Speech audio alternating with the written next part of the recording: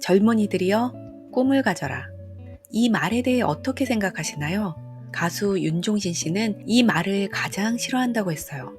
꿈은 살다 보면 자연스럽게 찾아지는 것이지 강요하는 게 아니라고요. 여러분은 그 말에 동의하시나요? 내가 뭘 좋아하는지 모르는 사람도 살다 보면 꿈이 자연스럽게 찾아질까요? 자기가 뭘 좋아하는지 모르는 사람들은 정말 좋아하는 게 없어서 모르는 걸까요? 예전에 예일대학교를 졸업한 한 학생에 대한 얘기를 들은 적이 있어요.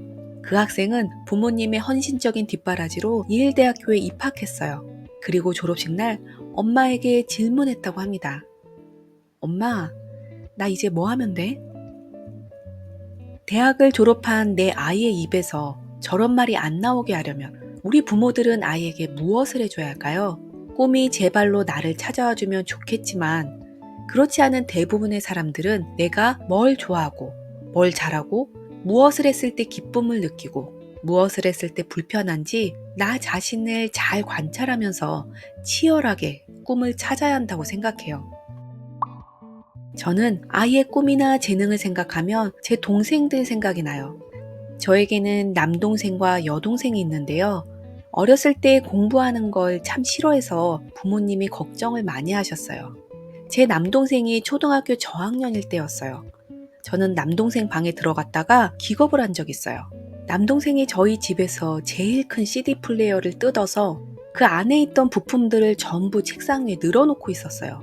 그 속이 뭐가 궁금하다고 저렇게 힘들게 뜯고 망가뜨려서 엄마에게 혼날까?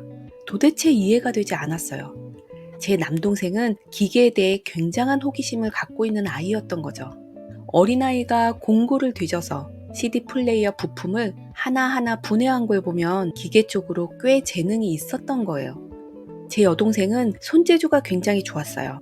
학교 다닐 때 바느질로 한복 만들기 실습이 있었는데요. 다른 아이들이 한 개 만들 동안 제 여동생은 10개도 넘게 만들어서 반 친구들 과제를 다 도와준 적이 있었어요.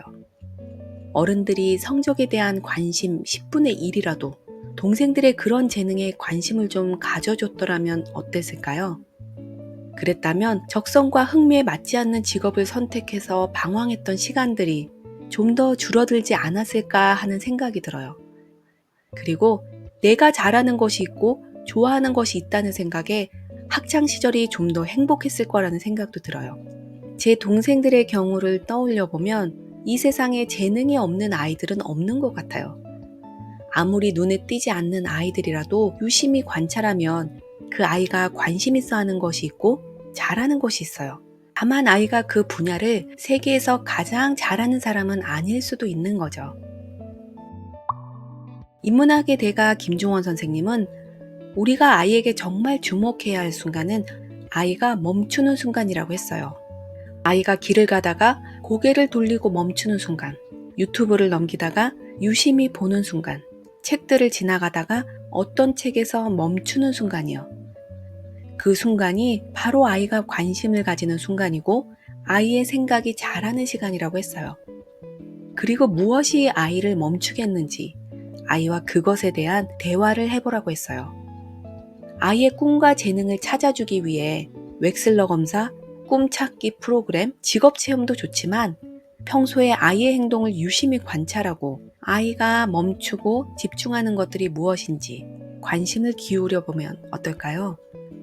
그리고 아이와 그것에 대해 지속적으로 대화를 해본다면 아이도 자신에 대해 생각하는 시간을 가질 것이고 시간이 지나면서 체에 걸러지듯 자신이 잘하고 좋아하고 가치 있다고 여기는 일들을 찾지 않을까 합니다. 아이를 키우다 보면 정답은 항상 멀리 있는 것이 아니라 결국 내 아이에게 있다는 걸 느낄 때가 많습니다. 영상 끝까지 봐주셔서 감사합니다. 지금까지 아이표 공부의 낙수맘이었습니다.